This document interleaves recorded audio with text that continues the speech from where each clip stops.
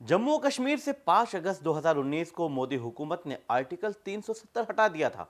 इस तरह से आर्टिकल 370 हटाए जाने के 6 साल मुकम्मल हो चुके हैं। इस पर तबसरा करते हुए महबूबा मुफ्ती की बेटी इल्तिजा मुफ्ती ने कहा कि आर्टिकल 370 को गैर कानूनी तौर पर हटाया गया। हमसे जम्मू कश्मीर का आईन और झंडा भी छीन लिया गया है। 6 साल गुजरने के बाद भी यहाँ कोई तब्दीली नहीं आई।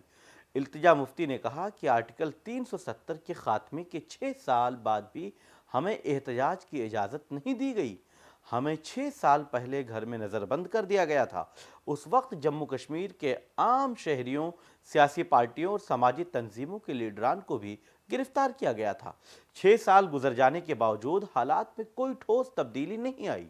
इल्तिजा मुफ्ती ने यह भी कहा कि पिछले कुछ दिनों से ये अफवाहें फैलाई जा रही हैं कि शायद जम्मू को अलग कर दिया जाएगा और जनूबी कश्मीर को जम्मू के साथ जम करके एक नई रियासत का दर्जा दिया जाएगा। लेकिन सच ये है कि यहाँ आइन की कौन सी शिकों पर अमल हो रहा है।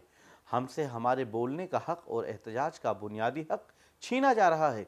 यह सिर्फ हमारी खुसूसी हैसियत, झंडे और आइन की बात नहीं है, बल्कि अब हमारी आवाज़ और हमारे हुकूक भी छीनने की कोशिश की जा रही है।